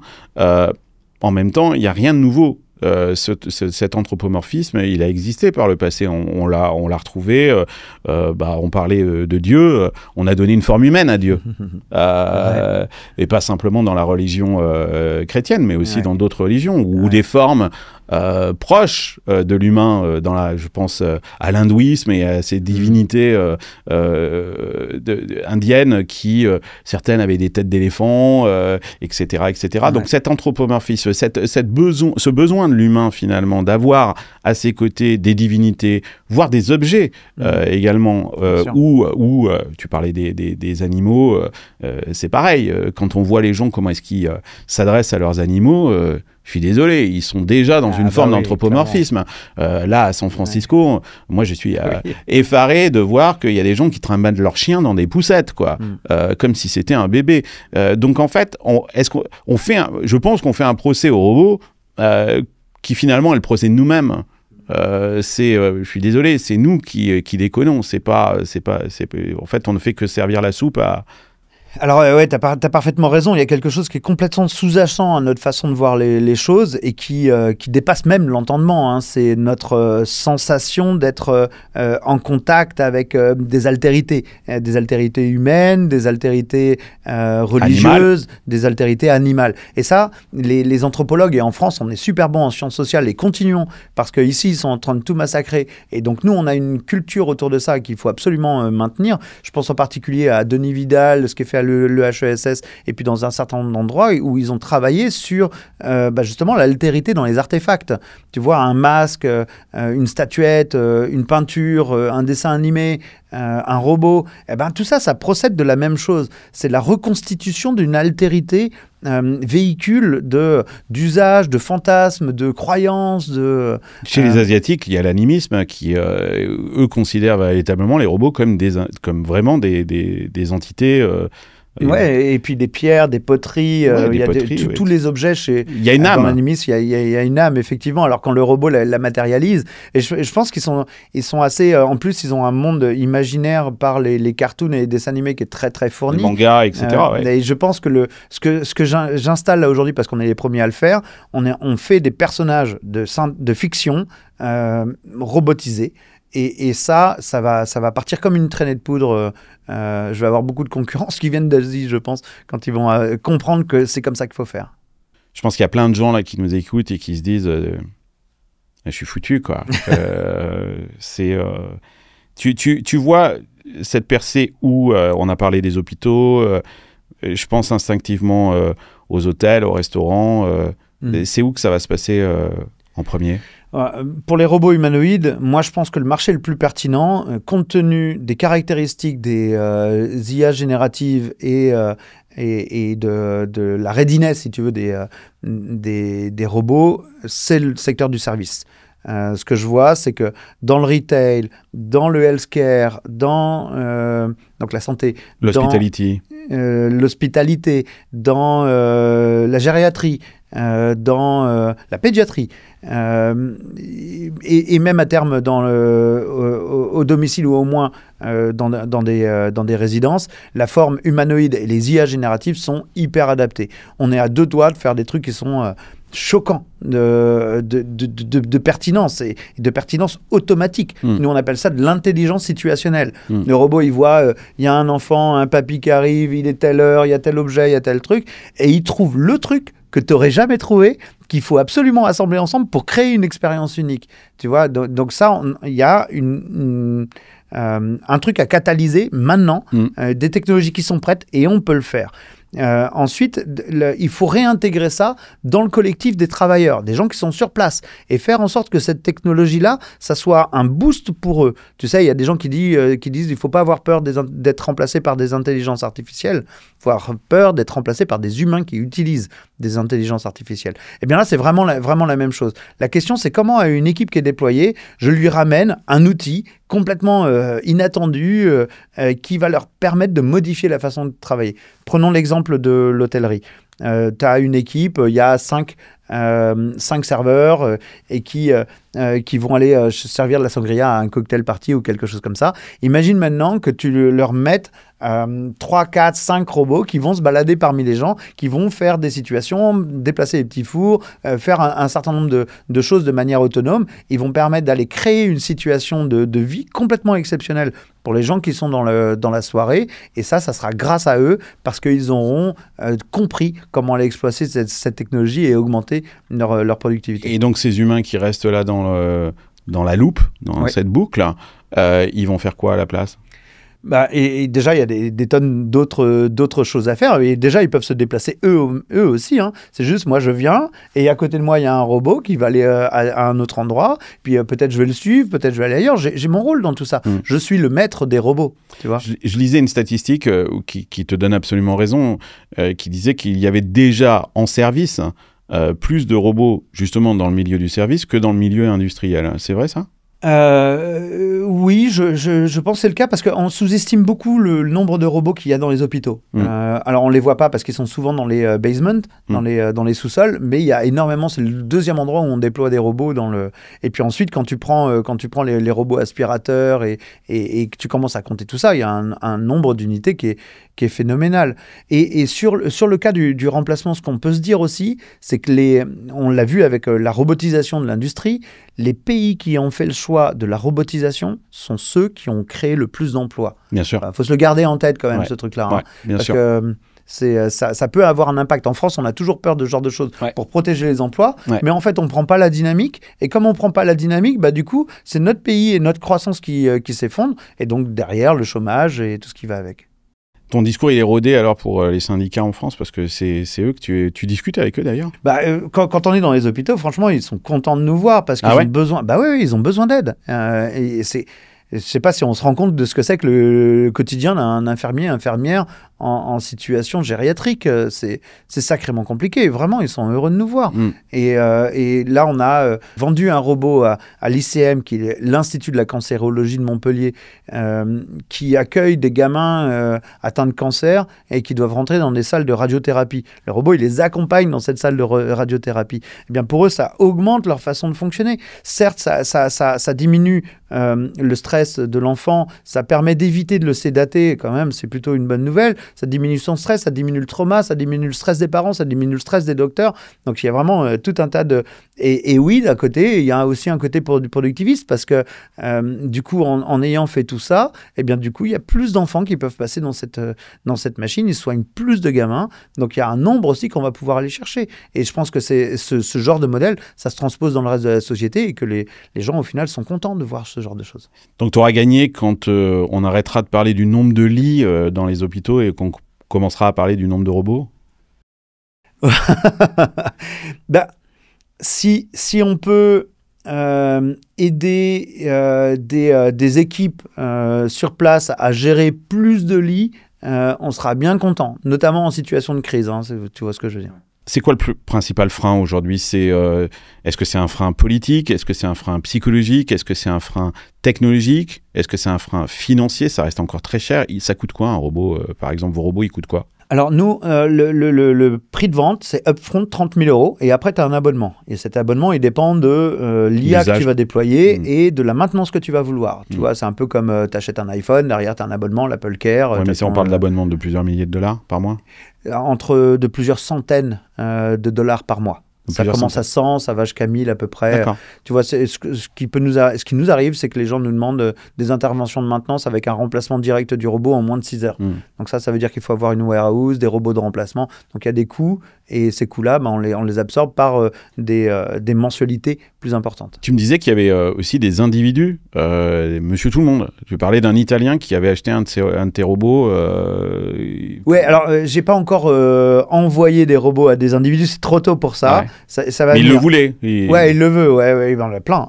T'en as un chez toi, par exemple? J'ai pas de Miroca ni de Miroki, mais j'ai hâte, je suis prêt à changer d'appartement pour ça. Parce que quand même, le truc qui est génial, c'est qu'avant, les robots Nao Pepper, ils ne faisaient que ce qu'ils étaient codés pour faire. Il fallait coder des applications pour qu'ils fassent un truc intéressant. Il fallait tout anticiper, quoi. Il fallait tout anticiper. Là, tu as les IA génératives. Je sais pas, faut qu'on en parle de ce truc-là, c'est hyper important. Alors, vas-y. Ouais. Je vais te prendre un exemple. Le Nao, pendant des années, j'ai essayé de faire un truc où on détectait qu'une personne était couchée au sol et qu'il fallait intervenir. Et au final, ça marchait bof. Et surtout, une fois que tu as fait ça, qu'est-ce que tu as fait? Quel centre t'appelle? Quel truc? Comment le robot réagit? Et c'est hyper dur à coder. Et au final, on l'a jamais codé, ça n'a jamais marché. Eh bien là, Niroca, on débarque une IA générative dessus, on fait l'expérience de qu'est-ce qu'elle peut voir, et on s'aperçoit qu'elle est capable de réagir à une personne couchée au sol. Non seulement ça, mais en plus, elle sait comment faire. C'est-à-dire, si tu testes avec ChatGPT, tu dis j'ai quelqu'un qui est couché au sol, comment je pourrais réagir, elle va te donner tout un tas de trucs. Donc, elle sait déjà comment réagir, trouver de l'aide, appeler quelqu'un, tenter quelque chose. Et donc tu es en train de nous expliquer que c'est cette intelligence artificielle générative, ce qui vous avait mis des dizaines d'années à essayer de fabriquer, finalement en quelques mois, elle est capable de le faire. Donc on est vraiment dans ce que Dario Amodei appelle le condensed century, quoi, où on va en espace de 10 ans faire ce qu'on avait besoin 100 ans avant pour... C'est un truc de dingue. Mon métier a complètement changé. Avant, le robot n'était capable de faire que ce qu'on a codé qu'il fasse, tu vois. Donc si j'avais pas écrit la ligne de code de fais tel ou tel truc si la porte s'ouvre, eh bien du coup le robot ne ferait rien. Ouais. Il pouvait rien faire. Donc d'un certain côté, j'avais la main sur la totalité de ce que le robot pouvait faire, et en même temps, il ne pouvait pas faire autre chose que ce que j'avais codé. Aujourd'hui, je suis incapable de te dire ce que le robot peut réellement faire. Ouais, je peux pas te dire. Et en plus, ça change tous les jours. L'autre jour, j'avais un de mes développeurs qui était en train de coder, et puis son truc, il marchait pas. Et le robot le voit, et il comprend qu'il est en train de faire la grimace, et il dit, mais pourquoi t'es frustré? Comment je peux t'aider? Wow. Et ben oui, mais ça, c'est grosse surprise. Il y a personne au monde qui pouvait savoir que le robot était capable de faire ce genre de choses. Donc moi, mon travail, c'est devenu de créer un contexte d'expression de ces intelligences génératives, en plus que des données qui sont évidemment très, très dimensionnantes, qu'on est capable de ramener sur ces IA génératives, voire même d'en créer. Mais avant tout, le hardware, il est là pour créer un contexte safe d'usage, de créer les boundaries of AI, j'appelle ça les limites de l'IA. Ouais, jusqu'où elle peut aller, qu'est-ce qu'elle peut faire, qu'est-ce qu'on l'autorise à faire, compte tenu des RGPD et de l'ICFT qui est absolument indispensable pour nous. Jérôme, on arrive un petit peu à la fin de cet entretien, c'était passionnant. Moi, j'ai appris plein de trucs et je trouve... tu fais un métier extraordinaire. Hein. J'adore. Je sais même pas si c'est un métier, d'ailleurs. Ouais, c'est plutôt une passion, tu vois. Ouais. J'ai envie de te poser quelques questions flash, j'aime bien. Tu peux répondre rapidement ou pas, hein, d'ailleurs. C'est des questions qui, comme ça, me sont venues. J'ai envie de revenir un petit peu sur ta carrière d'entrepreneur. J'aimerais que quel a été le moment le plus humiliant de ta carrière d'entrepreneur? Parce qu'on en a tous en tant qu'entrepreneur. On vit pas... Non, parce que je dis, tu fais un métier extraordinaire, mais il y a 90% de merde pour 10% d'extraordinaire. Ça, les gens le savent pas. CEO, c'est Chief Excremental Officer. Tu nettoies la merde en permanence, c'est ça? Ouais, beaucoup. Ouais. Moi, je parle d'entrepreneur de Schrödinger de temps en temps. C'est-à-dire, tu réussis tout autant que tu failles en même temps. C'est ça, c'est une vie à haute fréquence. Il y a beaucoup de down et quelques up. Alors, j'ai une anecdote là-dessus. On est au début de Nao, globalement, genre, c'est le premier Nao, tu vois, on ne l'a jamais vraiment montré. Et là, on va pitcher Sequoia Capital. C'est un des plus gros investisseurs de la Silicon Valley. Ouais. À une époque où c'était très très tôt dans la vie de l'entreprise.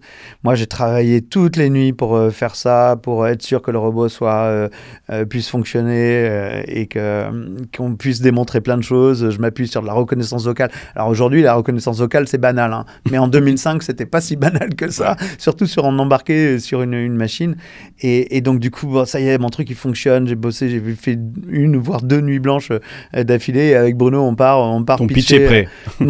Ma démo, parce que c'est Bruno qui va pitcher, moi je vais faire la démo. Et du coup, arrive l'heure de la démo.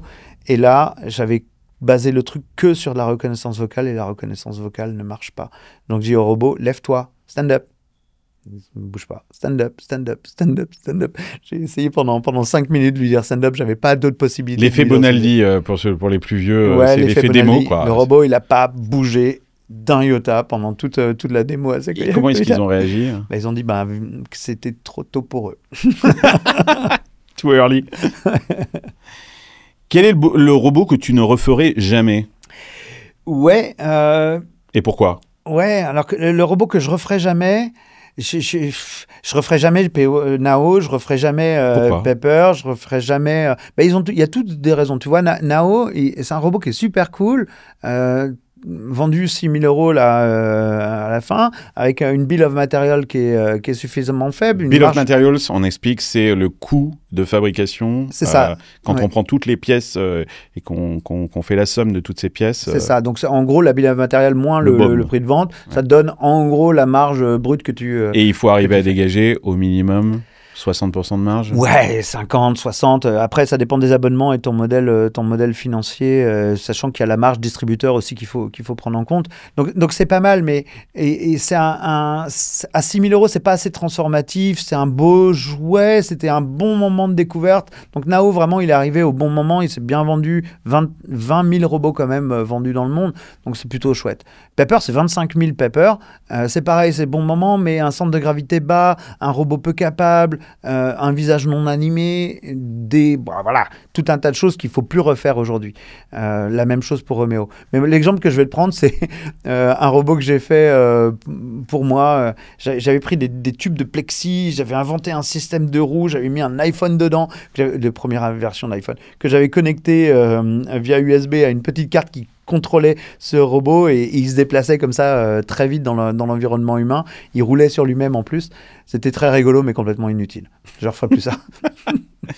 Il y a des robots comme par exemple, on a tous ces images de ce robot Sophia. Ouais. Qui lui au contraire ressemble énormément. L'objectif c'est de faire en sorte qu'on ait l'impression d'avoir vraiment un sorte humain, ouais. Freaky en face de toi. Ouais, c'est hyper creepy. Ah ouais, encore plus quand tu le vois en vrai. Hein. En plus, dans cette vidéo, je ne sais pas si c'était une blague ou pas, où on lui pose la question est-ce qu'un jour tu détruiras l'humanité? Et elle répond oui. Qu'est-ce que c'est ça vous fait pas du bien, ça? Mais non, mais ça, c'est une agitation d'une espèce de peur profonde, fantasmagorique. C'est quoi? C'est Terminator? C'est un marionnettiste. C'est-à-dire, derrière, tu as un... C'était une blague, en fait, ça? Ou c'était vraiment l'intelligence artificielle qui a déconné À la limite, peu importe, l'intelligence artificielle, elle ne fait que ce que tu as demandé qu'elle fasse, que ce soit à travers les données que tu lui as données ou le prompt que tu lui as donné. Si tu veux qu'elle fasse ça, elle fera ça. Et je pense Gen AI, peut-être que... Regarde, Sophia a été utilisée, je crois que c'est en Arabie Saoudite, si je ne raconte pas de bêtises, on lui a donné la nationalité et le droit de vote. Ouais, à une femme robot, là où les femmes, par ailleurs, ne l'ont pas. Et elle ne porte pas de voile. Et en plus, elle ne porte pas de voile. Et même, elle n'a même pas de peau à l'arrière, tu vois l'intérieur. Ouais. Enfin, c'est un sketch, tout ça. Ça fait des vues. C'est qui derrière Sophia, d'ailleurs? C'est quoi la boîte? C'est une boîte... Je ne voudrais pas dire de bêtises. Mais c'est une boîte asiatique ou... Non, c'est une boîte américaine. C'est une boîte américaine. Nord-américaine, en tout cas. Ton plus beau moment de grâce avec une machine, tu en as donné quelques-unes, mais tu me parlais de Spoonie, justement, de l'histoire de cette femme. J'ai un moment qui est assez drôle, c'est je sors d'Aldébaran, j'ai compris cette histoire d'apparence de vie, je sais que le robot doit être l'écho de notre propre existence, et je commence à faire des trucs. Donc je bidouille, je prends un robot Iwa allemand là, de Kuka, je lui mets un écran dessus avec des petites oreilles, tout ça, et puis je mets tout un tas de comportements. On invente des pseudo-hormones, de l'adrénaline, de la noradrénaline, l'épinéphrine, enfin de l'oxytocine, enfin tout un tas de choses. C'est des modèles mathématiques de tout ça, approximés par mes modèles. Et en gros, le robot, il commence à être réactif à son environnement. Tu bouges, il regarde. Tu lui montres un truc, il regarde. Et il ouvre les yeux. Tu lui touches le nez, il est content, pas content. Tu vois, il y a tout un tas de réactions. Puis un jour, on va dans un salon, dans un endroit perdu. Et il y a une femme qui passe. Et puis, elle fait 2 mètres. Elle a le robot qui se lève, qui la regarde. Et puis, elle s'en va et un peu déçue comme ça de son passage. Et elle s'arrête 2-3 mètres plus loin. Et là, elle fait demi-tour. Elle vient de voir. Elle dit, vous le contrôlez? Et la réponse était non, il est autonome. Et il n'y a pas cru, c'était peut-être la première femme qui est tombée dans le vertige d'être vue pour la première fois par une machine que tu as ressenti et que d'autres ont ressenti. Et ça, je me suis dit ce jour-là, ouais, ça marche. Un regret personnel que la tech ne peut pas réparer. Bon, c'est une question hyper vaste. Ouais. Moi, je crois qu'on a un énorme problème écologique et qu'il faut absolument... Mais toi, t'as pas confiance dans l'intelligence artificielle? Moi, je pense que justement, on est des gros nazes et que moi, j'ai beaucoup de foi en l'intelligence artificielle pour régler ce problème-là. Elle va pas diriger le monde, ça va pas être ton dieu, cette intelligence artificielle. Bah, des fois, quand je vois certains politiques, je me demande si on devrait pas les remplacer par... Elle a un rôle, mais le truc qu'on peut pas faire, tu vois, tout le monde te dit l'intelligence artificielle, elle est plus intelligente que toi. Ça veut dire que toi, quand elle dit quelque chose, la seule chose que tu peux faire, c'est de la croire. C'est hyper malsain, ce truc-là. Ça te laisse penser que cette intelligence, c'est comme un dieu qui aurait compris tout à tout, et que toi, t'es con, et de toute façon, tu vas rester con, et le seul truc que tu peux dire, c'est oui. Eh ben non, je suis désolé, ça, c'est pas une approche. Ce qu'on peut faire, c'est de se dire, on est ensemble sur cette fichue planète, ou en France, ou prends-le à l'échelle que tu veux. Prenons la planète. On est ensemble sur cette planète. Arrêtons de nous taper sur la gueule. Essayons de voir ces ressources finies de la Terre. Essayons d'harmoniser nos comportements et de réguler tout ça plutôt que de se retirer la bourre. Et là, oui, l'intelligence peut avoir un impact pour nous aider à mieux comprendre nos comportements en tant qu'espèce. La parole, la voix, c'est super cool pour être à 3 à 4. Plus, là, on a les micros, on arrive à médiatiser notre voix. Mais comment on fait pour interagir à 7 milliards de manière cohérente et harmonieuse? Vivement l'IA qui nous aide à résoudre ce genre de trucs, oui. En même temps, quand tu me parles, là, quand je me dis... c'est des flics, quoi, en fait. Ils vont venir nous contrôler, nous dire, attention, là, vous êtes trop humain, ça va être dangereux. Ouais, c'est ça. Et de nous remettre dans la ligne droite. T'es en train de t'énerver, calme-toi, etc., etc. Non, je pense pas. Non, c'est plus... tu vois, par exemple, dans les sociétés, aujourd'hui, on a... Jensen Huang de NVIDIA, partenaire d'Enchanted Tools, dit que lui, il rêve d'une société plus lean, plus simple, où des IA contribuent au fonctionnement du collectif que forme cette Sam Altman dit entreprise. Il vient d'avoir un enfant et qu'il a adopté. Il dit, mon enfant vivra dans un monde où les intelligences artificielles seront plus intelligentes que les humains, et que donc ça veut dire aussi qu'on souffre tous de services débiles qui ne marchent pas, etc. Et ce monde-là, il n'existera pas demain, tout fonctionnera à merveille. Encore une fois, il y a beaucoup de fantasmes. Déjà, les IA, elles peuvent nous aider à mieux fonctionner ensemble. Ouais. Ça, moi, j'y crois vraiment. Elles peuvent nous aider à mieux comprendre ce que quelqu'un de l'autre côté dans la société ou dans la nation a été amené à dire et de créer une forme d'éveil collectif un peu plus grand. Maintenant, les IA plus intelligentes que des humains, franchement, c'est des conneries. Une calculatrice est plus intelligente que moi. C'est capable de calculer la racine carrée de pi. Moi, je ne suis pas capable de le faire. Et ça dépend le critère dans lequel tu regardes. Moi, je suis dans le monde, je suis impliqué dans le monde, j'essaie de créer un monde qui soit sympa pour mes gamins, pour nos gamins. J'essaie de faire en sorte qu'on arrête de détruire cette planète et qu'on crée un environnement avec plus de diversité animale, plus de diversité écologique de manière générale. J'ai des robots pour ça, c'est ma manière d'exprimer ça au monde, mais j'ai pas besoin de chercher un substitut et d'abandonner le truc à des IA qui seraient plus intelligentes que moi. Tu vois, ça veut rien dire. Elon Musk en un mot. Bombe. Ouais, je dirais bombe parce que ce mec, il bouge les lignes. Il bouge les lignes de l'espace, il bouge les lignes des voitures électriques, il bouge les lignes de la robotique humanoïde. Voilà, c'est une bombe. Ça secoue tout le monde. Maintenant, il y a des tonnes de trucs. Son rapport au monde, je vais vous libérer de l'empathie. Alors ça, c'est vraiment... Moi, je ne peux pas comprendre ce truc-là. Tu vois, c'est l'opposé de mes valeurs. Il considère que c'est une faiblesse humaine. Bah oui, Qu'il arrête de parler aux gens, qu'il se mette tout seul dans sa boîte. C'est un Et Asperger. s'il n'a pas besoin Ouais. d'interagir avec les gens, qu'il le fasse.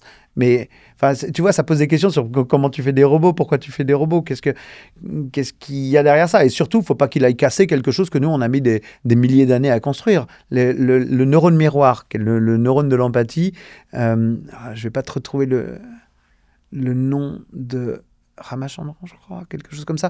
Il disait, qui est un neurobiologiste très célèbre, il disait que c'est le neurone de la civilisation. L'empathie, c'est ce qui nous permet de fonctionner ensemble, de travailler ensemble, d'avoir des lois, de l'éthique, de la morale, d'avoir de la politique. C'est ça, l'empathie. Et tout le reste en découle. Notre rationnel en découle, notre technologie en découle, les mathématiques en découlent et découlent de ce principe de vivre ensemble. Donc voilà, ça faut faire attention à ce genre de sortie. Dernière question. Jérôme, si demain tu devais créer autre chose que des robots, ça serait quoi? Alors, petite anecdote, quand j'étais étudiant, que j'avais 21 ans, j'ai été très choqué par une expérience d'écriture collective, de spiritisme en fait, où tu mets ton doigt sur un verre, le verre se déplace et il vient désigner des lettres, et quand tu les mets bout à bout, ça fait des trucs, tu vois. Et ça m'a beaucoup interpellé avec mon raisonnement, mon regard d'ingénieur, et j'ai compris, si tu veux, que le principe, c'était plus que les gens anticipaient le truc, et que comme ensemble, ils bougeaient le verre, et bien du coup, au final, ça faisait quelque chose de logique, mais ce que j'ai trouvé magique, c'est qu'aucun d'entre eux ne choisissent la moindre lettre. C'est que nécessairement, ça se fait collectivement. C'est pour ça que tu ne le sens pas d'ailleurs, parce que comme c'est tout le monde ensemble. Et bien du coup, j'ai voulu reproduire ça sur un logiciel, et j'ai créé un clavier collectif. Alors c'est à peu près la même chose. Tu bouges un curseur comme ça, et puis tu as tout un collectif de personnes qui bougent le même curseur, et au final, ça désigne une lettre que personne n'a choisie. Et ça, j'ai fait ça il y a une vingtaine d'années, et je vais te réciter le texte si tu es d'accord. Ah ouais, vas-y. On a écrit ça à une centaine de personnes. Personne n'a choisi la moindre lettre. Et on ne parle pas d'intelligence artificielle. Et on ne parle pas d'intelligence artificielle. Vraiment, une machine à écrire collective où tout le monde l'écrit en même temps dessus. Ouais, tu vois, c'est un peu troublant dans le fonctionnement de se voir le truc écrire par le collectif. Et ça a écrit... Je suis prêt à commencer à parler, ma vie n'a pas de sens sans votre pensée collective, j'ai envie d'apprendre à vivre sans attendre, qu'y a-t-il de plus enivrant, de plus excitant qu'un regard suspendu au cercle des histoires poétiques? Puisque la vérité n'est pas de mise, j'ai décidé d'inventer... il faudrait un éléphant pour savourer tout ce micmac. Puisque la vérité n'est pas de mise, j'ai décidé d'inventer un monde pour partir. Voilà. Et ça a écrit... Pour partir. Ouais, pour partir. On va savoir pourquoi. Ouais. Ça a été écrit à 100... Pour sortir de la caverne, peut-être. Sortir de la caverne, Du pour mythe de la voyager. caverne. Je pense Ouais. qu'il y avait la découverte derrière, tu vois. Et moi, je ferais bien ça. Je pense que les robots, c'est ça aussi, en fin de compte. C'est un outil que nos collectifs, que nos sociétés ont pour pouvoir inventer le futur de nos gamins. On les regarde là un petit peu dans la salle, puisqu'en fait, on va le révéler qu'en fait, il se trouve que moi, j'ai ma filleule qui est là, quoi, en fait, et toi, tu es venu avec tes deux filles. Ouais, là. j'ai mes deux filles qui sont là, ouais. Ouais. Et Selena. Et c'est bien qu'elle soit là, quoi, en fait. Et ouais, et puis ça me donne une raison d'être éloquent, quoi. Oh, tu t'en es très bien sorti. Est-ce qu'il s'en est bien sorti, votre père? Elles disent Ouais. oui. Bon, Donc, bah, a priori, c'est bon. Bon, c'est la fin de cet épisode de Off the Record. Comme je vous l'ai dit, je vais inviter de plus en plus de monde qui soit sont de passage comme toi ici dans la Silicon Valley. On est à San Francisco, on enregistre, on est le 23 avril. Je le dis parce que ça se trouve, l'émission passera plus tard. Continuez à nous regarder sur Silicon Carnet. Si vous n'êtes pas abonné, pensez à vous abonner. C'est très important pour la chaîne. Ça nous aide énormément avec l'algorithme de YouTube. Je suis sûr que vous avez plein de commentaires à faire sur cette émission, des questions à poser à Jérôme. N'hésitez pas à utiliser les commentaires sur YouTube pour le faire. Je lis tous vos commentaires. Jérôme, tu viendras faire un petit tour sur les commentaires pour répondre aux auditeurs. Avec plaisir, Ouais. carrément. Donc voilà, on vous écoute. Posez vos questions à Jérôme. Continuez la réflexion. Je suis pas certain qu'on ait apporté des réponses à toutes les questions. Et justement, les questions, elles sont ouvertes. C'est ça qui est intéressant. Voilà. Rendez-vous pour un prochain numéro d'Off the Record. Allez, hasta luego, amigos. Bye bye.